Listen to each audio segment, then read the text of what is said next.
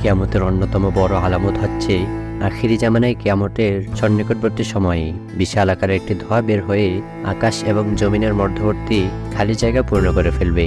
এই ধোঁয়া মুমিন ব্যক্তিদেরকে সামান্য একটু সর্দি কাশি ও জ্বরে আক্রান্ত করে দিবে এবং কাফেরদের শরীরের ভেতরে প্রচণ্ডভাবে প্রবেশ করবে। ফলে তাদের শরীর ফুলে যাবে এবং শরীরের প্রতিটি ছিদ্র দিয়ে ধোঁয়া বের হতে থাকবে।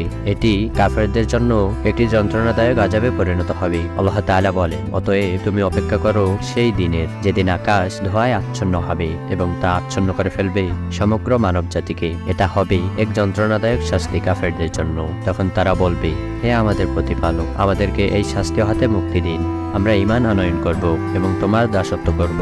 তারা কি করে উপদেশ গ্রহণ করবে? তাদের কাছে তো এসেছে সুস্পষ্ট একজন রাসূল, অতঃপর তারা তাকে পৃষ্ঠ প্রদর্শন করে বলেছে, সে তো শেখানো কথা বলছে, সে তো একজন পাগল। আমি আযাব একটুখানি সরিয়ে নিচ্ছি, কিন্তু এর পরেও তোমরা পূর্বের ন্যায় আচরণ করবে।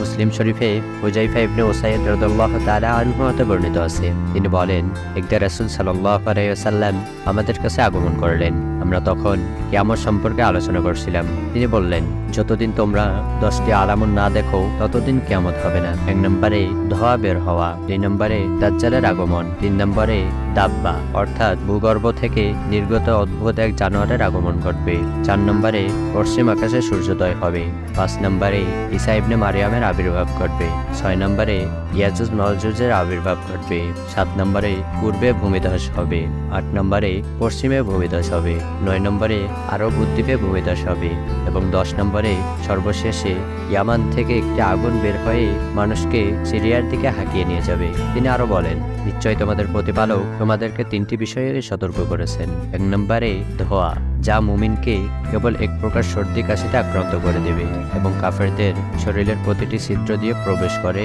প্রতিটি ছিদ্র দিয়ে বের হতে থাকবে। 2 নম্বরে ভূগর্ভ থেকে নির্গত অদ্ভুত এক জানোয়ারের আগমন এবং 3 নম্বরে দাজ্জালের আগমন। মোট কথা, কিয়ামতের নিকটবর্তী সময়ে ধোঁয়ার আলামতটি বের হয়ে সমগ্র পৃথিবী ছেয়ে ফেলবে।